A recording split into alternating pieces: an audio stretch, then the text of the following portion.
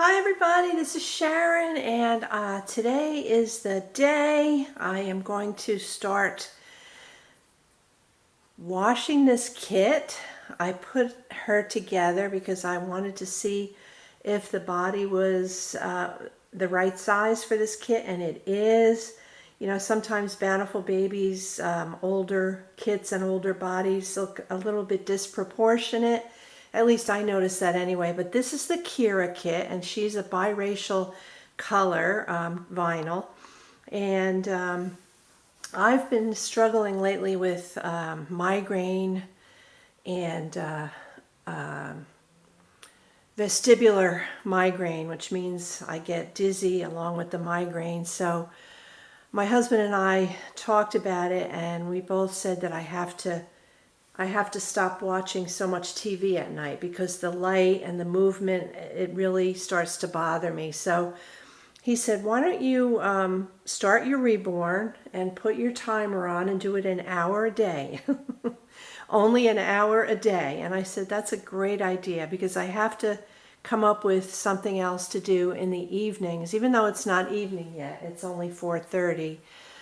But I have to keep myself busy because I'm not feeling all that well and I don't want to be laying on the couch. So today's the day I'm going to start with this little one right here that I've reborn this kit at least 5 times.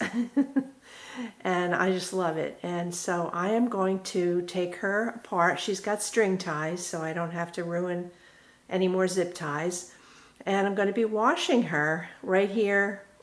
You can sort of see my sink. I'm going to wash her kit and show you how I do it. So I hope you will stay tuned, and I will come back and show you how I set up for washing my vinyl kits. Okay, so before I start with washing her, I used to have to apologize for showing you guys a blank kit and all disassembled and everything, and this is what the body looks like with polyfill, you know. And I used to feel like I needed to apologize for showing you guys a disassembled kit, but you've all seen it many times before, so I don't really have to do that. But I just wanted to show you what I use. I have a drying rack here. It's wood, and once I wash my kits, which I'm going to show you next, I put them on the drying rack in order for them to dry, and I wait a whole day before they dry, and then I start with the painting. So hang on and I'll show you the next thing. So I have this great big huge glass bowl. I've had this for years. I usually use a big white rectangular plastic tub, but I have something else in that right now, so I'm going to use this glass bowl. I don't like to put my kits directly in the sink because I don't want any residue from the sink to get on the kit. So I use a separate thing. So what I like to do first is I like to get the water very hot. My water, for some reason here, takes a long time to get hot. So I'm going to keep you guys waiting here until the water turns really, really hot. It's starting to get there. We don't have one of those instant hot water heaters.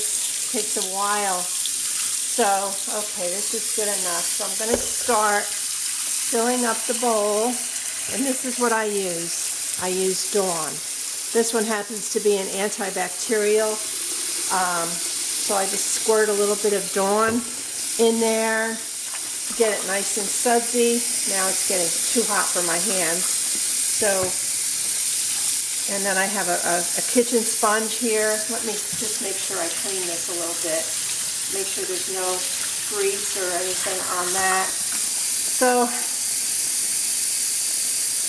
you can see it's a nice sudsy mix, and it's not too hot.